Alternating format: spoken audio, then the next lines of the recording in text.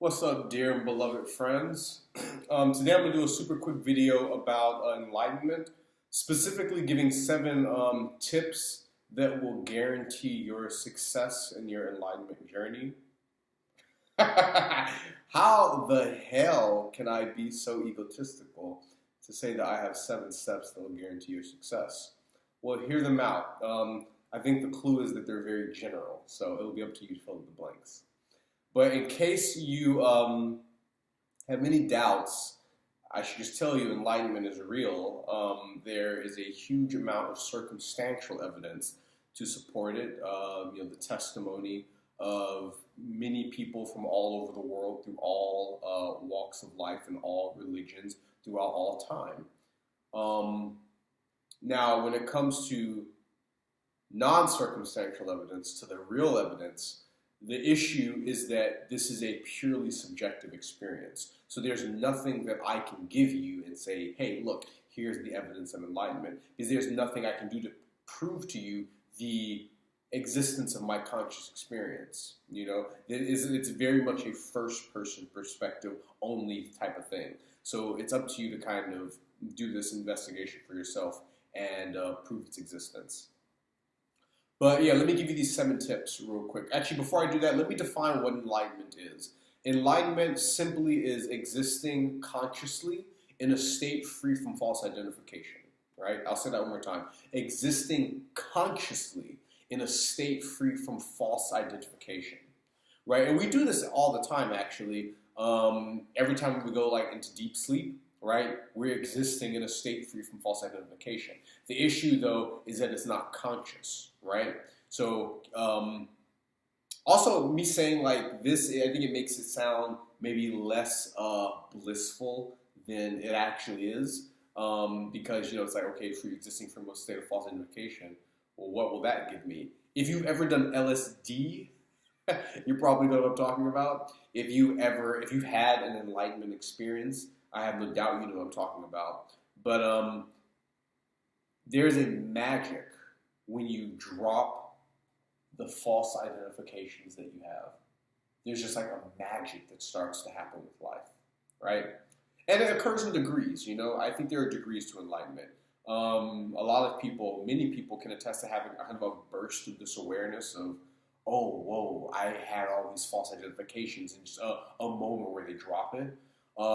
And then, a little further along on the scale, people exist with an inner knowing, a constant inner knowing of their true identity, And then you have people who are existing kind of in a permanent non-local awareness state, So it exists on this scale. And as you kind of move towards that non-local awareness state, that reaching that level is a mix of luck, the will of God, however you want to call it. But that need not be the goal, because that too is only an experience. This is what you need to understand. I think what's most important is to have this knowing, to be aware that, oh, whoa, I'm constantly trying to falsely identify with everything around me, right? So let's hop into these 7 tips. I'll try to go through them quickly, so this isn't a long video. 1, convince yourself that it's real. Do whatever you need to do to convince yourself that it's real. I think the best way to do it is to quickly have an experience, a quick experience of enlightenment, a burst of awareness. You can do that in a couple of different ways. I'll describe 4 that I know of. 1, you can meditate for several hours. If you sit down, you do some type of meditation for several hours. As long as it's a meditation that's sufficiently internal and not external looking, you will most likely have an experience of enlightenment. 2, you can have a deep, intense faith. This is described in the Hindu religion as bhakti yoga, right?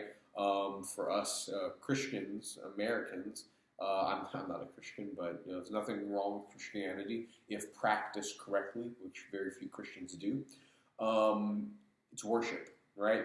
And this is when you are engaged in such a deep, passionate, all-encompassing worship that you lose yourself in the God figure, right?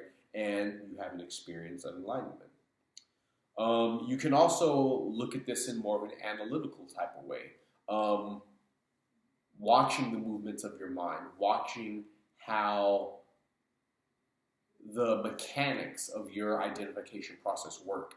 And through that awareness, you come to an experience of, oh, whoa, false identification. You have an enlightenment experience.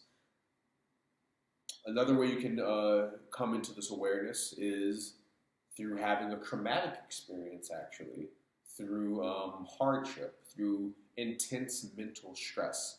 This was Eckhart Tolle's path, if you look at his enlightenment story. Many people come to this awareness after being kind of in a very stressful, traumatic situation in the world. So yeah, but however you do it, convince yourself that this is real, right? You can also just like believe me or believe the many stories of enlightenment that people have told you. But if you do not believe that enlightenment is a possibility, you will never experience it. 2, follow your gut. Follow your intuition. Follow what feels good, right? If you're wondering if you should follow a teacher, look at that teacher's teaching and ask yourself, does it feel good? And likewise, if a teacher's teaching starts to not feel good, starts to go against your intuition, that's a sign to move on, right? But follow your gut. Your gut, your intuition is your direct connection to this divine, to the all, to the universe, to the stardust, right? So follow that intuition.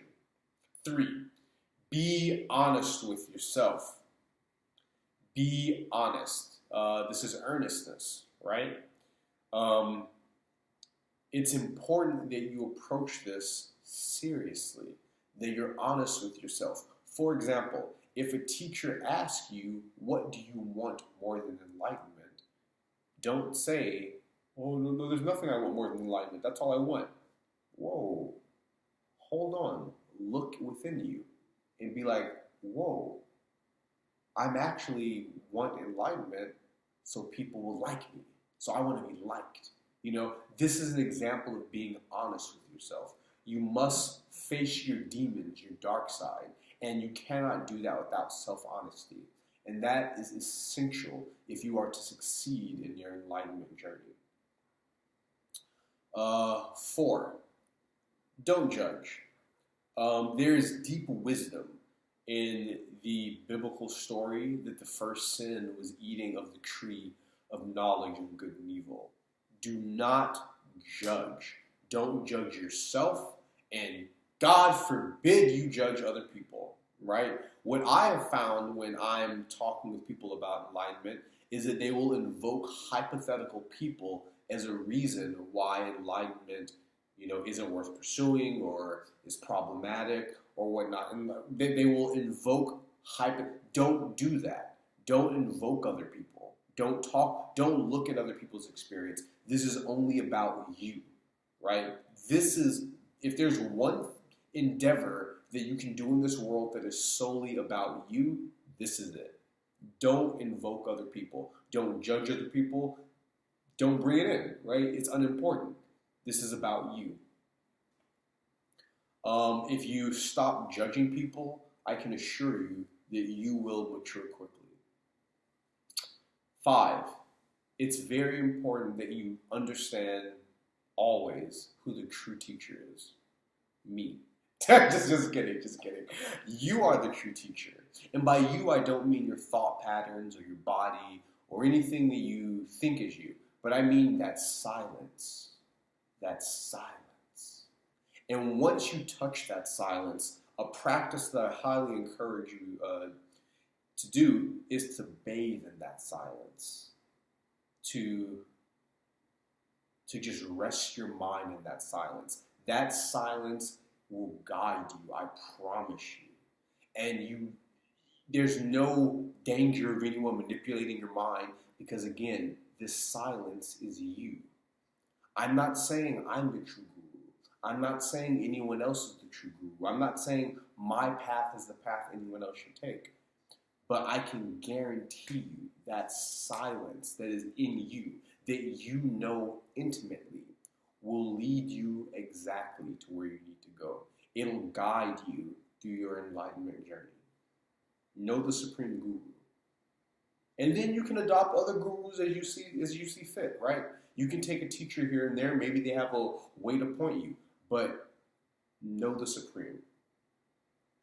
6, embrace paradox. Very important that your mind is able to embrace paradox. The reason why is because as you become comfortable with embracing paradox, your thinking ability expands, your consciousness grows. So let me give you 2 statements that may seem to be opposed to each other, but actually are both very, very true. And when you are able to resolve this paradox, it will be a sign that you're hitting close to your success in your enlightenment journey. So here are the 2 statements. There is no such thing as enlightenment. Let me say that one more time. There is no such thing as enlightenment. You will never become enlightened. I mean that seriously. It's very important to understand. You will never become enlightened. Doesn't exist. Now let me give you another statement. For you, enlightenment is inevitable. For you, enlightenment is inevitable. It is your true nature. In fact, and here's the secret, maybe the secret's a bit harmful to tell you, so if you don't want to hear it, close your ears right now, I'll give you a moment. The secret may make it harder. You're already enlightened. You just don't know it yet. And that's the truth. Now, when you can hear both of these statements that I just made and understand the absolute truth of both of them, that will be a sign for you. But your mind needs to start embracing paradox. So one exercise that you can do to increase this ability to embrace paradox in your mind is every time you find yourself making a judgment, consider both sides of it. I mean, truly, make an argument of the truth of both sides. So one example that's, I think, really hot right now is Kanye West supporting Donald Trump, or at least a lot of people in my circle are responding very negatively to that. And I understand that. There's some things about that that are really rubbing me the wrong way, especially when Kanye said slavery was a choice. Now, if you really want to push it, look at these statements that he's been making. If you agree with them, look at why they're false. Look at why they're harmful. And if you disagree with his statements, consider why they're true. Consider why they're useful, right? And this is just an exercise, but this ability to look at both sides of an issue and see the truth of seeming opposites, right? Resolving paradox, very important. And 7, this is the most important thing, you got to practice, baby. Can't no one take you there? Only you, right? No teacher will take you there, right? No experience will take you there. No experience will take you there. You have to go there. You have to jump off that cliff. You have to go to the edge and take that step, right?